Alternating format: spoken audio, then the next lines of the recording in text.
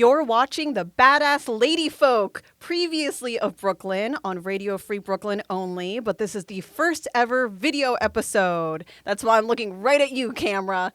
And for those of you who are listening on Radio Free Brooklyn or one of the podcast platforms only, know that you can tune in to Manhattan Neighborhood Network to watch us on video, on TV.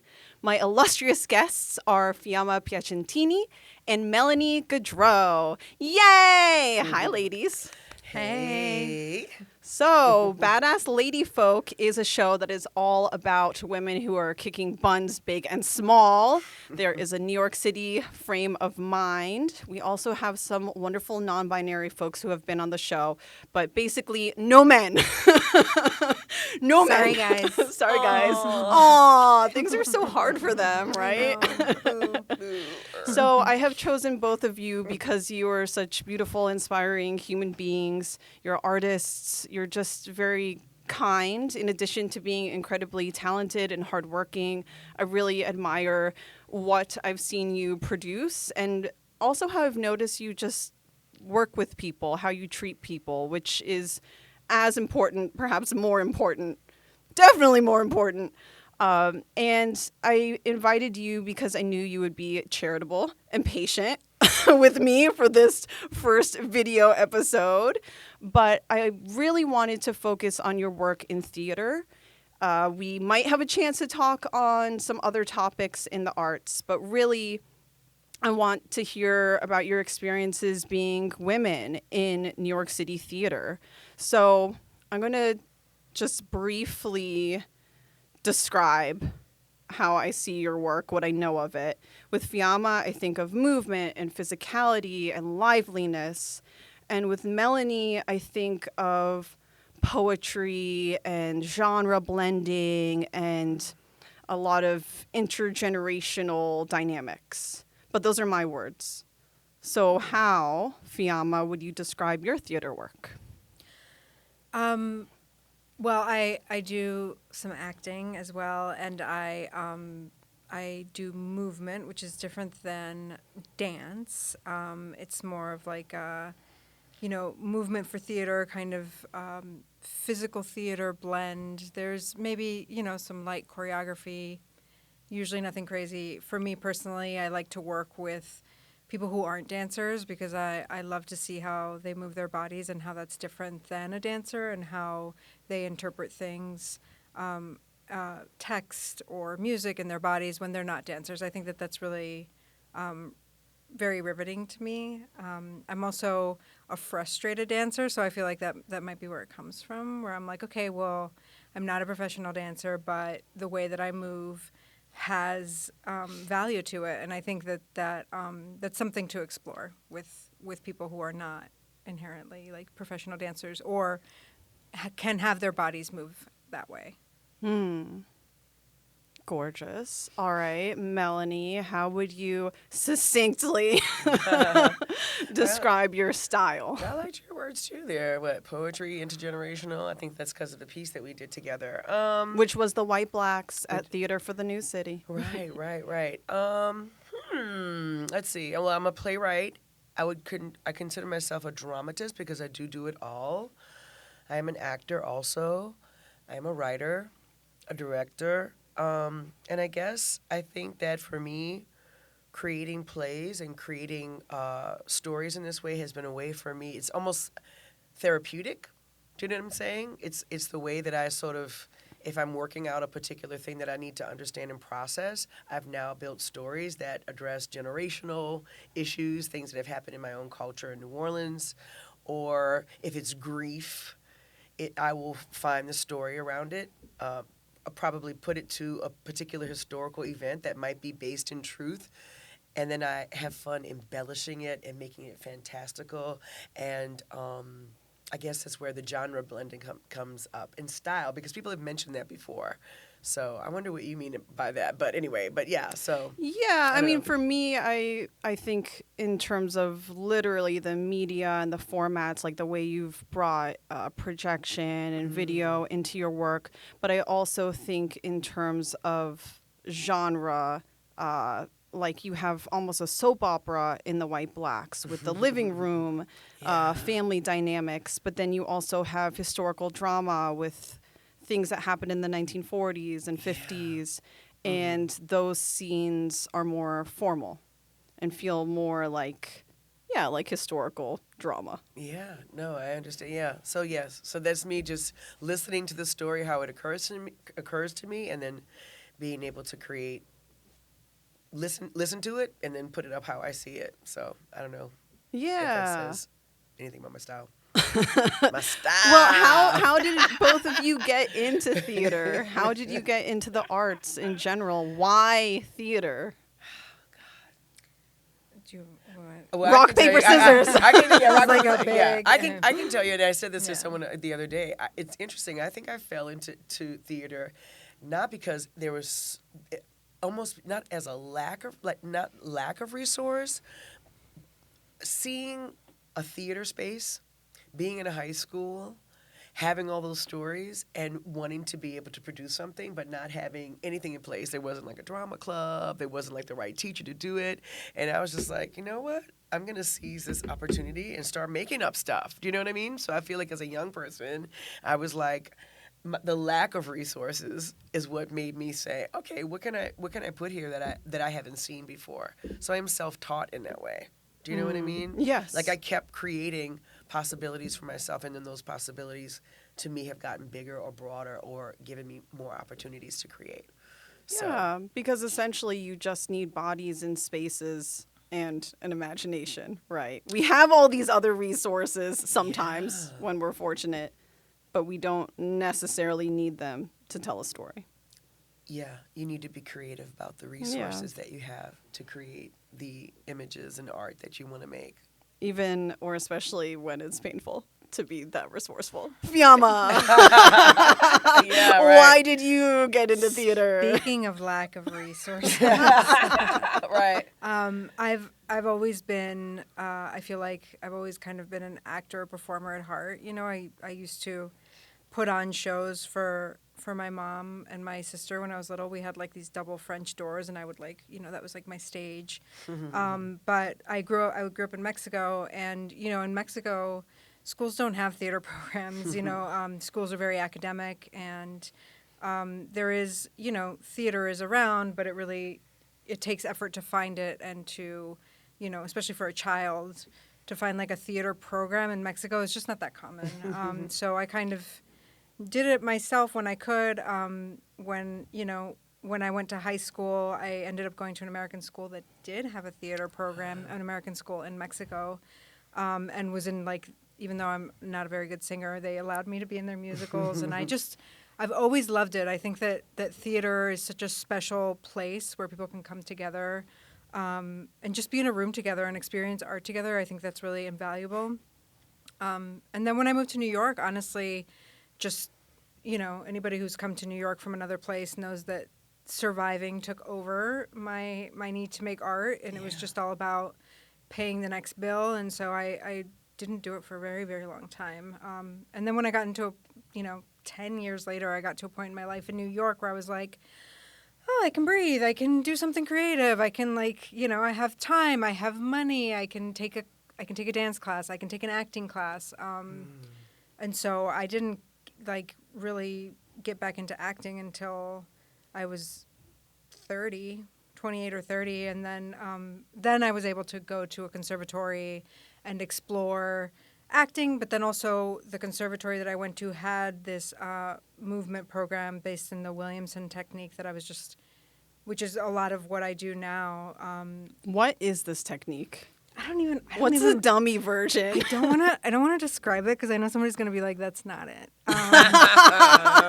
All right. I mean, it's this guy. His name is Lloyd Williamson. He came up with this technique, and it's just about. I think the point of it for actors is release, right? Because when you're an actor, you can't be like this and expect to go through an emotional life, right? You have to be released and relaxed, and so it's based a lot in that. But then, so the way that you get your body to relax is through moving it, and you move it through the way that your own body moves, right? You don't you're not trying, like I said, you're not doing pliés, you're not doing relevés, like you're just kind of moving through space and trying to find that release. And when you find that release in movement, it's beautiful because, you're free and you're doing all these free movement.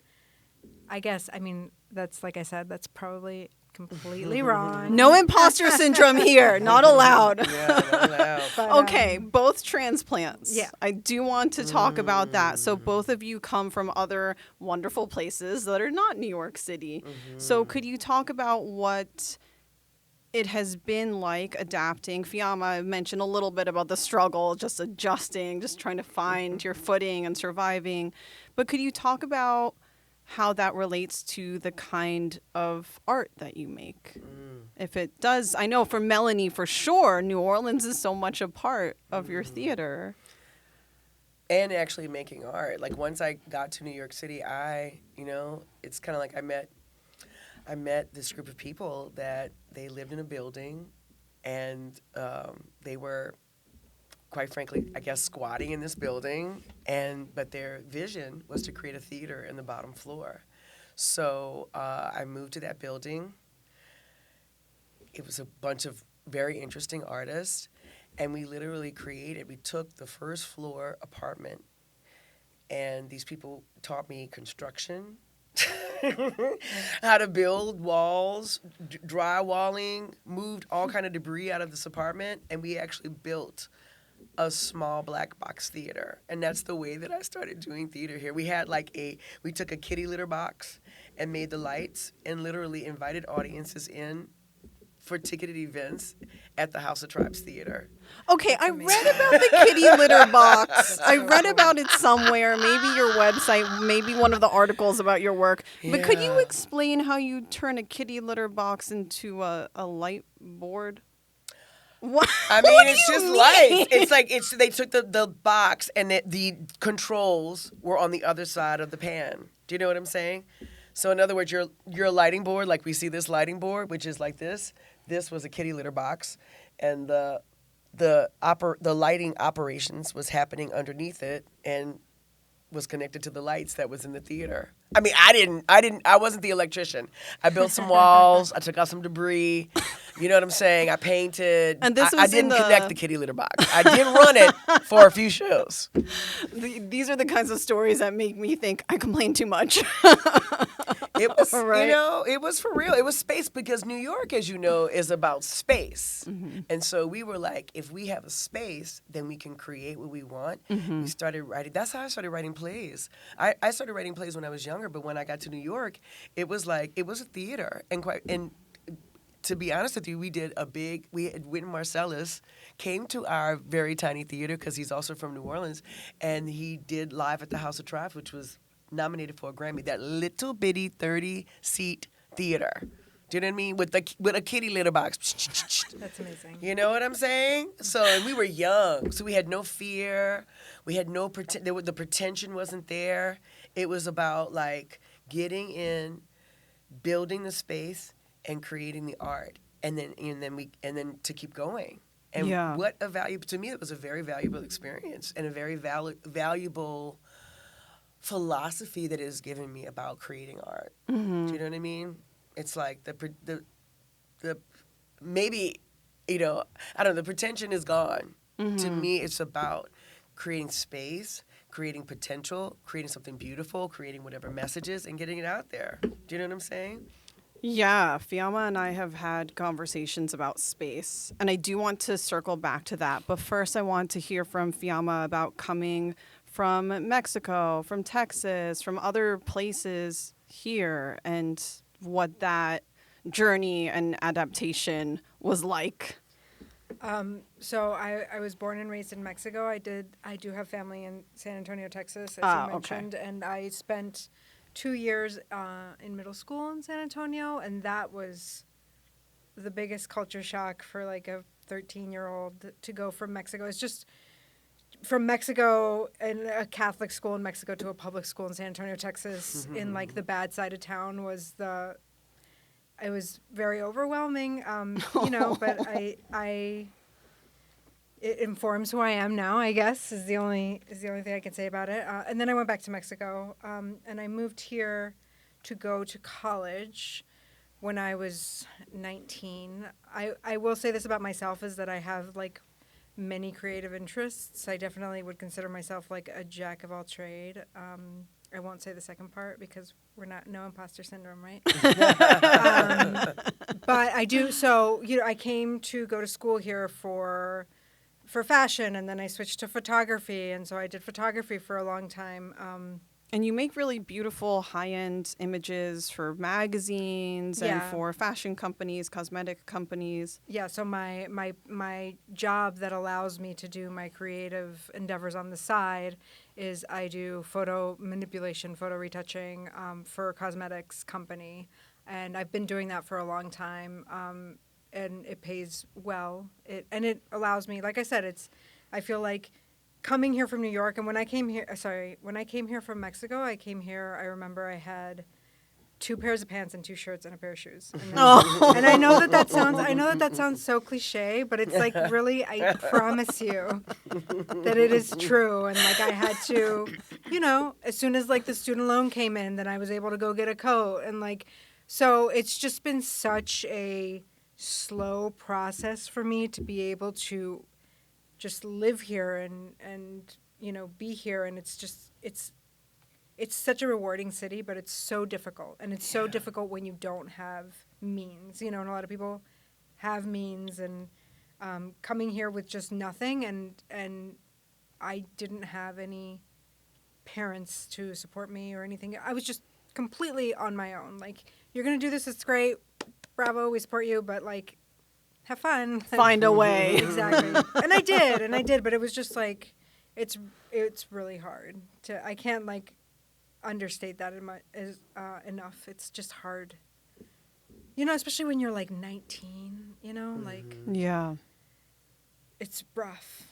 Yeah, and as a young woman, there are already so many challenges just with surviving in this world and navigating different relationships and getting people to give you basic respect. And I'm 34 now, and I still haven't figured out the ladder for sure. I mean, I just want to say that I understand, and I have to keep on reminding myself that I am very lucky because my mother was born in San Antonio, Texas, so I am a U.S. citizen. So I know that trip for me was a lot easier than it was for some of my peers even, so I just want to acknowledge that. Yeah. So I'm grateful for that, but it was still really, really hard. Yeah. For sure. Okay, I do want to get back to this issue of space. Okay. So we've talked about just making space and using space. And Melanie, you were talking about that literally, right? like a literal space. This literal space. Could you talk more about what New York was like back then and how it has changed since then? And if you think that kind of experiment would even be possible now with the current real estate situation. Yeah, I wonder. Well, it wasn't possible then. This was like a very unique situation, I will say. But New York is huge, big, vast, and a city that we know, any little tip that you touch, there's so much more that you haven't even yet discovered. You know what I'm saying? So that was a unique place, But at the time, there was also, I don't know if this could exist now, but at the time there was another sense of, I had a sense of community because there was, I had a mentor named Steve Cannon who was also from New Orleans, and he had a townhouse in the East Village. Now, this is the gathering of tribes? That's a gathering of the tribe. It's Steve Cannon, and, it seemed way out, you know what I'm saying, that he was like this blind writer from New Orleans, but he had a townhouse and he would have all these art parties. I mean, that was my experience. So it was like living at this place where we were building the theater in this place in the on the Lower East Side, and then right around the corner there was the New Eurekan Poets Cafe, which was like a place where people were standing in line to like create poems, and people are still going there to read their poems, So that was the scene that I was kind of hanging out in. And then Steve Cannon, to me, he kind of like created like a community or a space where we could have a foundation or a place to land. You know what I'm saying? He was like this, like kind of granddaddy of like the art scene down in the East Village at the time, and he was always there because he was blind, and it was his house. So you would go over to read to him, or go and look at his art, or go and look at the art he had in his home. He had created an art gallery. So I had all of these examples of people that used their own spaces and turned them into spaces for art. Do you know what I mean? For public art. You know what I mean? In small ways, but people from all over the world will go into Steve's house and go to his art gallery and talk with him and converse with him. And now that Steve has passed away, again, at the time it was like, he always needed money. It was like, how is he going to keep this organization going? But now he was in the Whitney, like last year. Right, right. Exactly. Do you know what I'm saying? So in other words, you know, if you create space, do you know what I mean? You create the art, then the rest will create whatever history that you're leaving behind or whatever. I don't know. Yeah, I mean, Fiamma and I have talked about renting spaces, about bartering for spaces, about finding, quote, professional spaces. Yeah. And I'm envious of people who have the means to rent some of these glamorous spaces up front. I'm not so much envious of people who have found spaces that they were able to convert as I am like wondering, how do I do the same thing? How do how do I make that happen?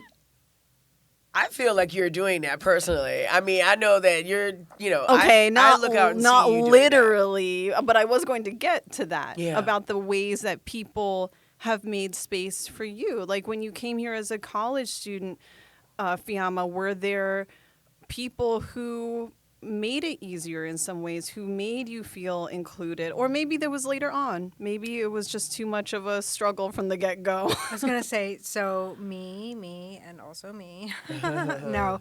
I mean, I don't, you know, I think that's kind of like, I've seen this like in Mexico City, which has like this beautiful and amazing art scene, and, you know, has become lately more unaffordable, but is usually unaffordable. I've seen spaces like that. I've seen places where people, you know, set up these, you know, empty spaces and they repurpose them and they make them into an art space and a theater and, you know, it's accessible and it's not free, but it's affordable and like you can do that. And I do feel like it's just not here is not possible. And that would be my dream too. My dream would be to have like this amazing art space and have, you know, people come in and out.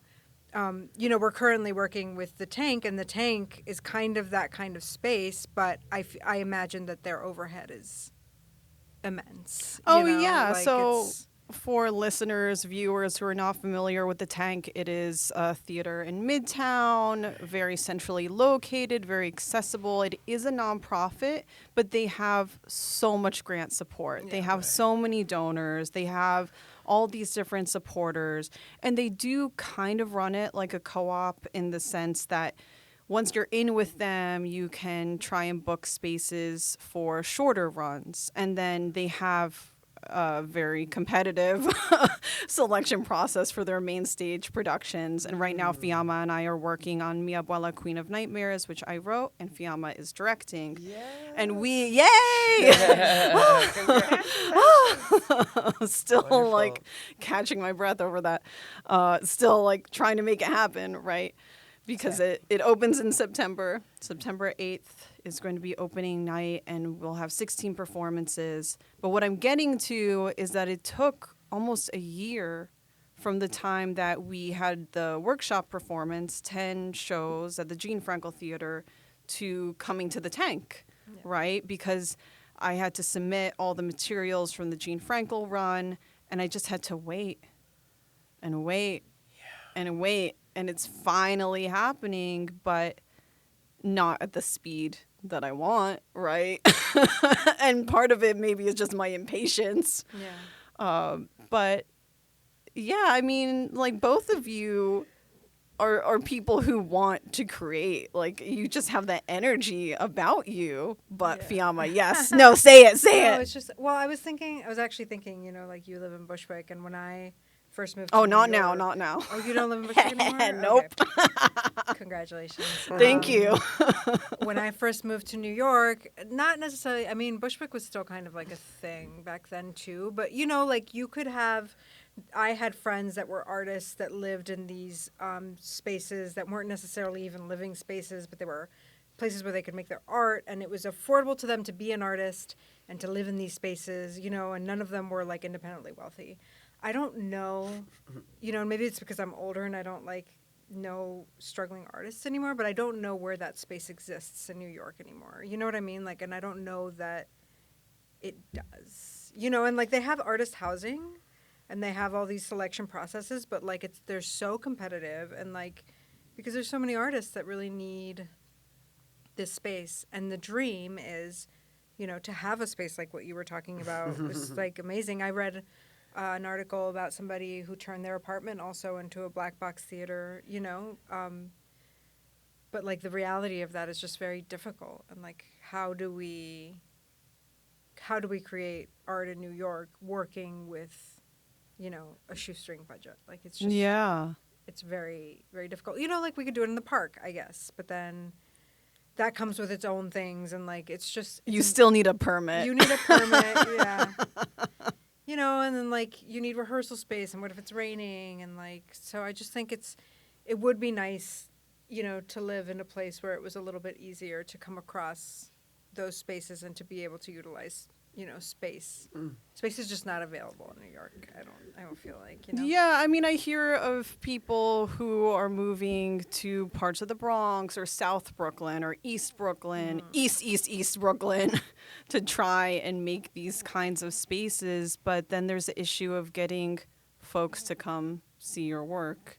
And like certain kinds of people are not going to go to those places because they're scared, right? And they're scared they're lazy. Or they're lazy. Yeah, that's true too. There's that. They don't want to go on the train for an hour and a half or take the Uber or whatever. I wanted to shift a little bit to what making theater as a woman specifically has been like for you in this city. And just nonsense. I want to hear about what you've been up against. It seems like, Melanie, you've had a lot of men who have been supporters and allies. It's so interesting. It is in my astrological chart. I know that's going to sound insane, but I'm like, wow, yeah. I have had like almost like parental. You know what I mean? Like, do you know, like parental, like dad, like father, like shh, you know, kind of like kind of trying to be a foundation. Just lucky enough. Do you know what I'm saying?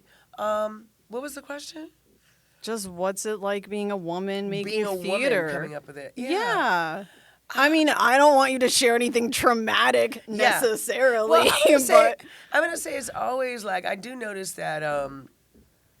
I don't know. I feel like you kind of have to find your own confidence and your own comfort and ease in the way that you move through the world. And I find that, sure, there are microaggressions that happen all the time, but you know, I've always managed to create and you know, push through those kinds of things. Do I feel like anyone's like closing any specific doors for me?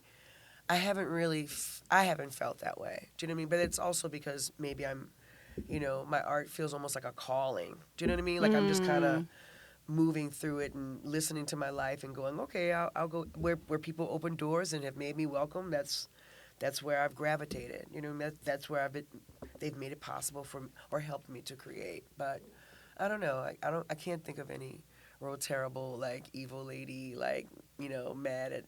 I don't know. I'm good. Like, everyone's been. I don't know, it's been good so far. I can't make something up. Melanie. I can't be a badass lady, folk, making up some mean man story. Yeah. The man. I don't know. He's there, but I don't know. Is it okay? I mean, that's my truth at this point. Yeah, I mean, if that's your truth. I could probably think of something real shady if you give me. If I give you time, Fiamma, throw some shade. I think that the only shade that I would be able to throw, I feel like, you know, when I do get into a place of of creating, I tend to work in spaces that are very like women centric, or so I Same. don't, you know what I mean? So I don't really mess with all of that much, because I just, you know where you feel comfortable, and you know where you flow, and that's where I flow. I would say in my any sort of creative endeavor that I do, be it like photography or be it theater, I do find just the light mansplaining, the light consistent mansplaining. Yes. Where it's like, Yeah. oh, here, honey, well, actually, and it's like, I've been doing this for a long time. Can you just, forget that I'm a woman for 2 seconds, and can you know what I mean? Like, I don't need you to explain Yes. to me how to use this, soundboard. Like, I got it, thanks. But, like, I think that's the only thing where I still, in some instances, I'll encounter that, even when it's like, even when it's sometimes talking to certain people about plays, and they still find the need to like explain them to you, like you haven't read them, it's like, I'm illiterate. Thank you. I'm educated. Thank you. Yeah, exactly. So I think that's the only thing that I still, I mean, even like in my professional job that I've been doing it for almost 20 years now, and I have to order a piece of equipment, and somebody's like, oh, are you sure you want this? And it's like, Right. I think I know what I'm looking for. Thank you. Yeah, little lady is left unsaid when you're lucky, but it's there. No, and even I thought for a long time I wanted to give the benefit of the doubt, because I look younger, and I was like, I think maybe it's because I look really young. It hasn't changed. That's interesting. It's stayed the same. Like, it's just, I think it does, have to do with my gender, unfortunately. But. Yeah. Okay, I want to shift to happy stuff. Oh my God. What are you excited about now, creatively? Oh goodness, what are you excited about, creative? You have a show coming up. Well, I do have a show coming up. Melanie. Christine The has prompt. Oh, I'm sorry. No, problem. I'm teasing whatever. you. You must be. I don't know. What are you excited about? Christine was kind enough to trust me with this mammoth of a project, and I am very excited about that we're doing coming up at the Tank, and I'm excited about it mostly because it is an opportunity to. I don't feel like I see a lot of Latin culture on stage. Not as much as I would like to see. I did see a play recently. I forget what it was called. What was it called? Anyway, I saw a play recently at Playwrights Horizons where the family was Latino. And it had nothing, what I liked about it is that it had nothing to do with the story. It was just like the family just happened to be Latino. So that was nice. But I just think that there is definitely, I'm excited about bringing this because it is going to be so entrenched in our culture and in our traditions, and I'm really, really excited to bring as much of that as possible as I can. And I keep trying to remind myself to edit a little bit because I'm like, you can't just throw it all in there. You know what I mean? 'Cause I just want to put everything because I'm like, everybody needs to see this like amazing thing or this beautiful visual or this music or this, or this costume. And I have to remind myself like I need to edit. I need to like, keep it nice and concise. But I'm really excited about that opportunity because I don't, specifically like something about that has a reference to El Salvador, like, Yeah. You know what I mean? That's that specific. Or I'm really excited about that. I think that's such a great opportunity. And again, thank you for trusting me. Thank you. Yeah. You're the right person for the job. I hope so. No, yeah, I am. I'm so excited. And I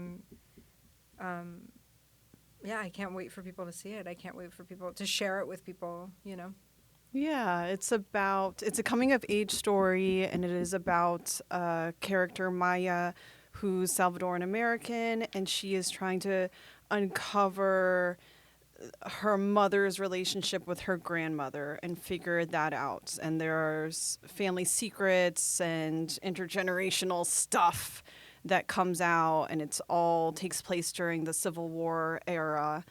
And it's in many ways personal to me, but there's a lot about it that I think really anyone who grew up with a mom who was an immigrant could relate to in some ways. And I think women more generally can relate to. Yeah.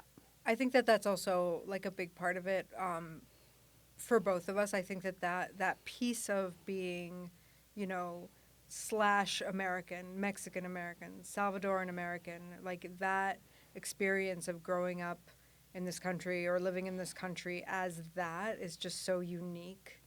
And I don't see all theater in New York, I see a good amount of theater. And I feel like I am excited to see more of this. So this is important to have this out there.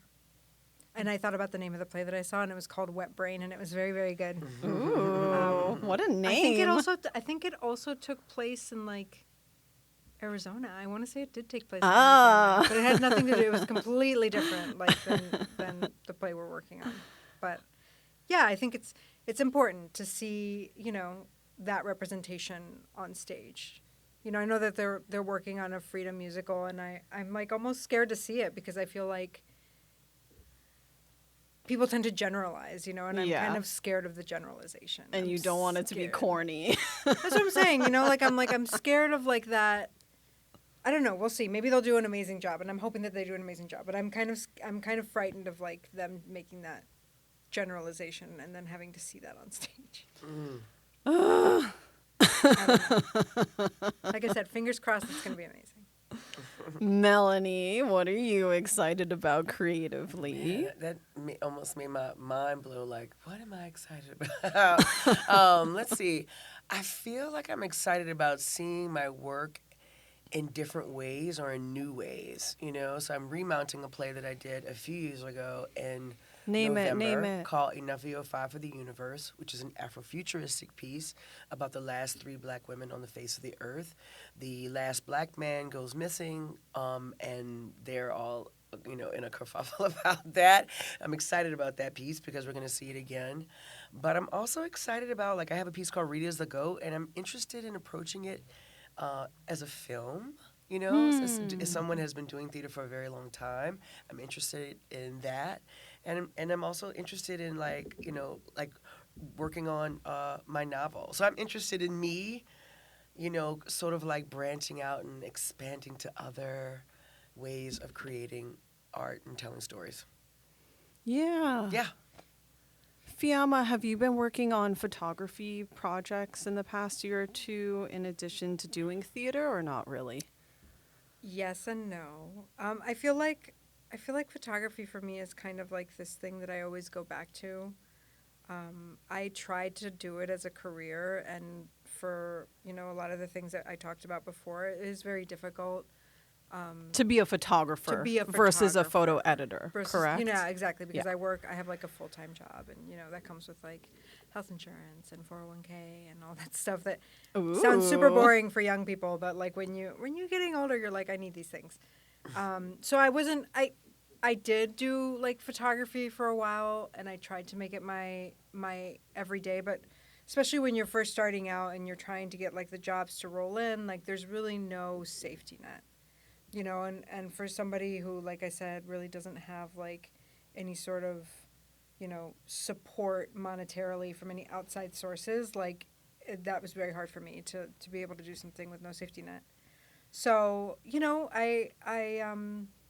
I've been taking out my camera more. It comes and goes, It's like, I mean, you're an artist. I feel like you're also multi-hyphenate, and you understand that sometimes you're doing like a little bit more of this, and then sometimes you're doing a little bit more of that. And Yeah, so, wherever the resources are flowing from sort of dictates, what do I have access to right now? That's what I'm going to make. Yeah. That's what I'm going to do.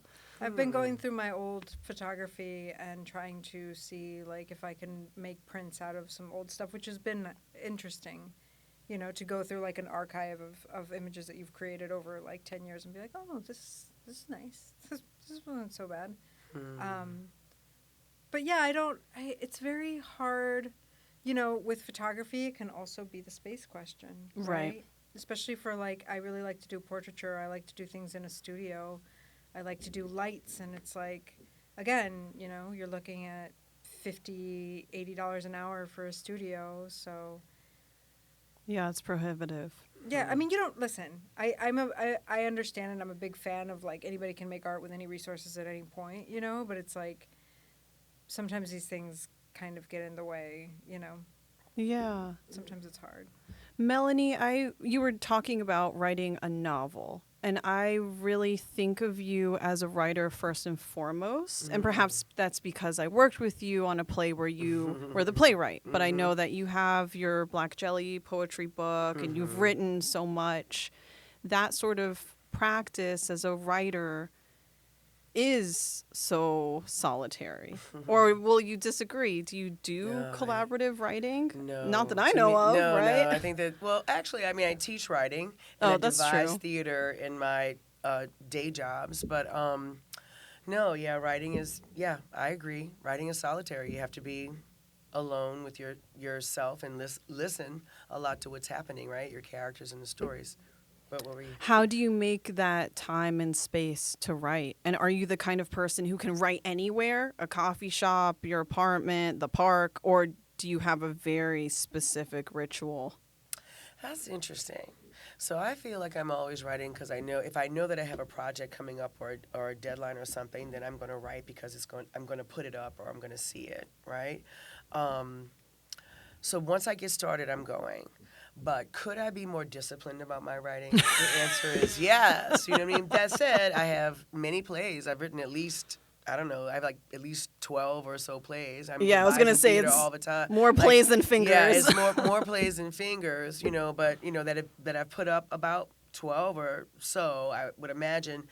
And I have Black Jelly, and I haven't yet written that. I'm still writing and working on my other book, but how do I make time for that?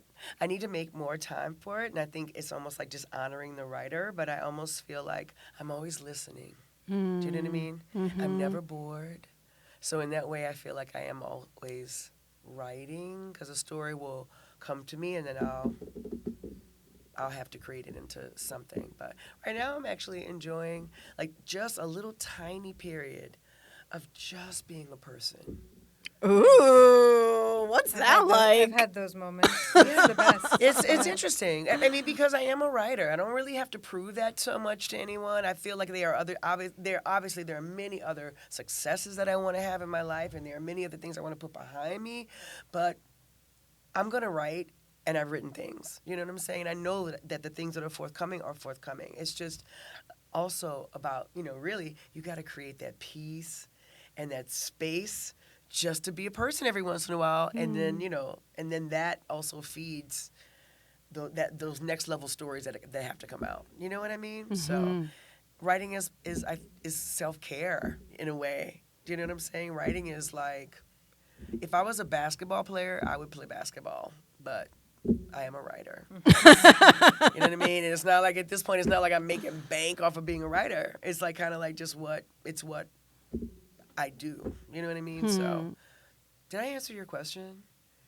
I hope I did. Yeah, I think you did. There's no right answer. There wasn't an answer, yeah. It's whatever I don't know. I you write. do. I make space for it. Do I have a particular ritual? I don't know. Some people are like, I'm going to light a candle. I'm going to pray to whoever. I'm going to... Yes. Well, I will say that I am listening. That is my Okay. ritual is... I have got to listen. To me, my characters, I can't make decisions for them. It is about listening, so you do have to create that space. And no, I guess if I was in a park, I would be writing because I'm listening all the time. But the actual, it's probably in my apartment or in some comfortable chair or something like that. Yeah. All right, now seems like the perfect transition time. I try to remember to ask this every time of my guests. Are you a feminist? Why or why not? You're looking at me. I am the most feminist. I have always been the biggest feminist. And you know what? It kind of irks me that I feel like lately it's started to be not a good thing. And I don't understand why it's not a good thing anymore. Like, I'm a woman. Of course I'm going to lobby for myself. Of course I'm going to lobby for people that are also women. Like, why wouldn't I? I don't understand. I don't understand why it's kind of like become negative to some people. Well, I guess it's always been negative to some people. But No, but I agree that now there's a demographic you wouldn't have necessarily pinpointed before of people who identify as progressive, who no longer want to use the word feminist. yeah. And I've heard it described as, oh, it's because I don't subscribe to a binary. Oh, because that's not respectful. Yeah, respectful Right. of all the various gender identities. That it creates too many boxes, that it's not either or. But I just see it as inclusive of all women and including trans women, all of the different course. ways Of that course. you are and can be a woman, right?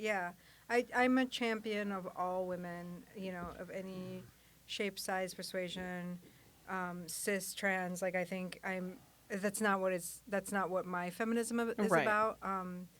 I would say that my feminism is about, I think that it is, for me, it's been the most beautiful experience to be a woman, and I love it so much, and I'm so proud to be a woman, and I think that's where my feminism comes from, and I protect it fiercely, on behalf of other women as well, and I feel like it's still very attacked, our gender is still very attacked just for being women, and so I feel like there is in a perfect world, there wouldn't be a need for feminism, but we're not there.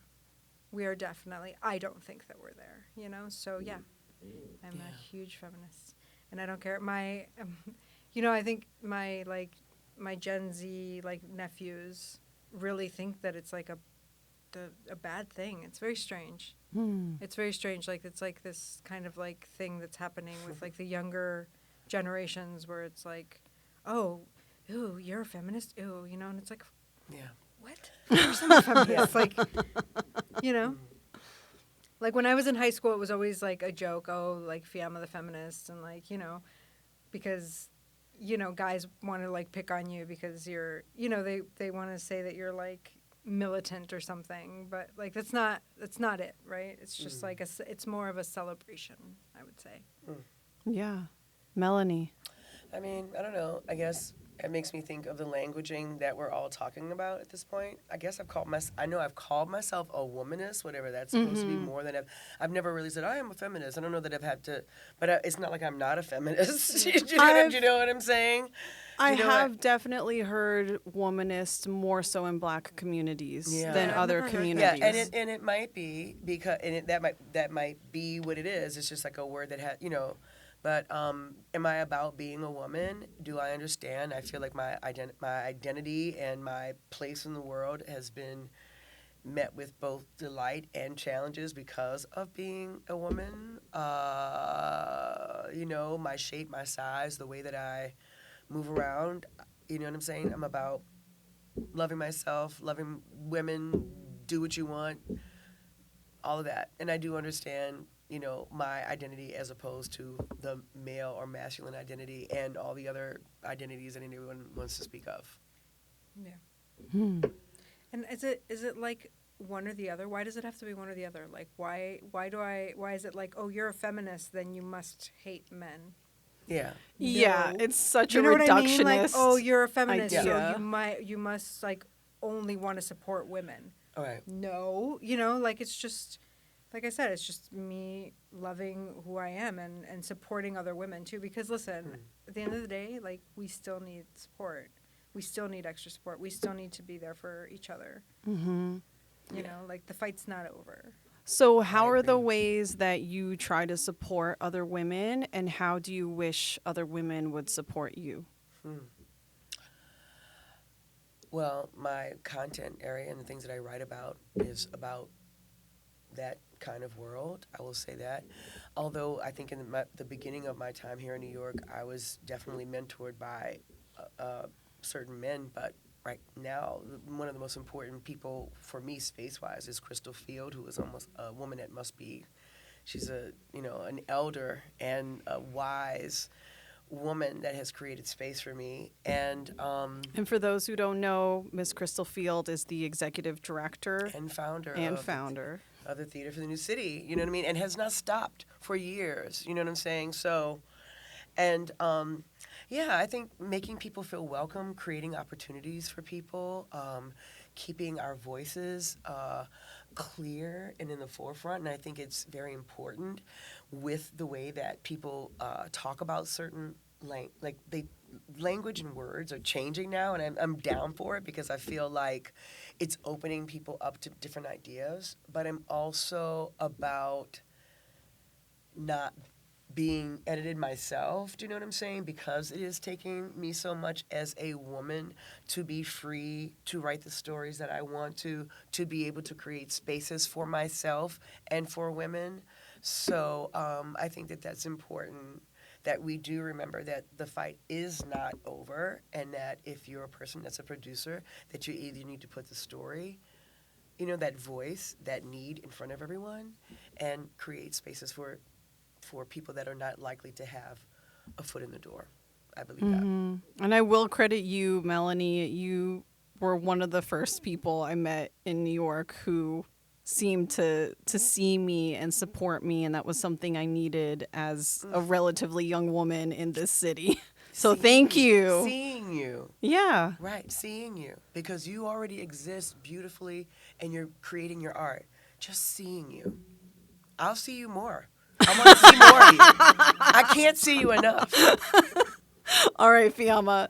Support for other women and from other women. I think that, exactly what we're talking about, just creating opportunities for women,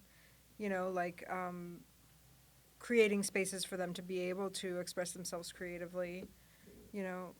Something that comes to mind is when I was doing acting full-time, not full-time, but, when it was like my main creative endeavor, looking for a monologue from a woman in a play is, it's changing now, thank God, but like it's a monumental task. And then you have, casting directors being like, oh, and also you can't use these 10 monologues because they're overused. They're overused because that's all there is, So it really is. I think it's, and I'm not a writer, maybe someday, but I am not a writer. But I think it's so important to write women into plays, to write women into movies, and I do think the tide is changing. I see it happening, but I really do feel like it's giving them those opportunities and those stories, and I think that's where we need to get ahead. All right, quickie. What advice do you have for young women coming to New York City today, and especially ones who want to make art? Find a community or create a community by any means necessary, and redirect when you hear no. Don't listen. Don't hear no. No is impossible. No happens. You have to create your yes. That's what I would say. I mean, that's what I would say. Find community or create community, and you can create community. You can, it might be you will find a way. A creative spirit will find a resource, will find a way. So. Yeah. I would say be ready to hustle. Yes. Don't be ready to hustle and be ready to work really, really hard, and just be ready to hit the ground running, and don't stop. But then what I think is also very important that we had talked about before is just having those moments of just being a person. I mean, it's taken me a long time to discover that, and longer than it should have, but I feel like just having, a week, a month, even a year of just like, you know what? Because as creatives, I don't think that we understand how the other half lives. Yeah, you're right.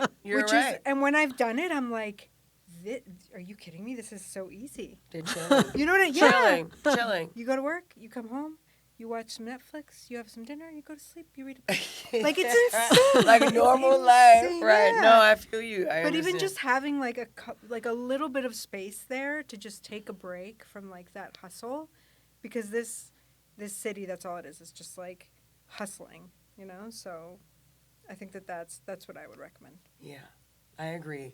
Working hard. Yes, But also creating your own paradise in this city. You have to. Ooh, You have paradise. To create, whatever that paradise is.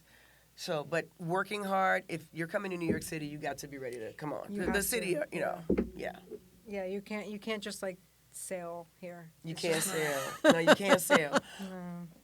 But you should sail whenever you can. Yeah, exactly. Okay. Take a moment Sometimes to sail. for a little bit. Take a moment to on the sail. subway while you're Yeah. not falling asleep. Exactly.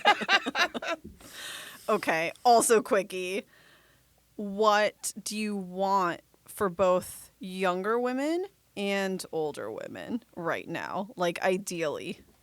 And I'm asking about both because I've noticed that I tend to focus on younger, but I'm trying to think more about the elders and how they're overlooked or mistreated in so many ways. I want women to love their bodies and their person the way that it is, whatever that is, to reach points of their own self-acceptance, if I had the time that I spent being concerned about my body image from the time that I was a young person till this morning, do you know what I'm saying? It's just way too much. Do you know what I'm saying? And so Yes. I really think that there are some sort of, unfair ideas about the way that people, but it's changing. I have to say that it is changing. So I'm all about accepting our bodies, being healthy, do you know what I mean? Readjusting and normalizing aging, not trying to run away from that, you know what I mean? And accepting our numbers and also getting rid of our numbers. The numbers of our ages, the numbers of our weight, what do they have to really ultimately do with your worth and your value? Fiamma. First, can I just say that was beautiful? Yeah. I feel like I needed that, so thank you. Good. Thank God you. bless. I think I want women, young and old, to just be able to do whatever the bleep they want, whenever the bleep they want to do it, and not feel bad about it. That's what I want. I love it. Live your life how you want to live it, whatever your age, and don't, if you do whatever you want. Just, Yeah. that's it. Well, that is all the time that we have. Thank you so much, my dear viewers. My illustrious guests have been Melanie Maria Goodreaux and Fiamma Piacentini, both theater makers, but artists of various stripes. I'm your host, Christine Stoddard. Tune in next time.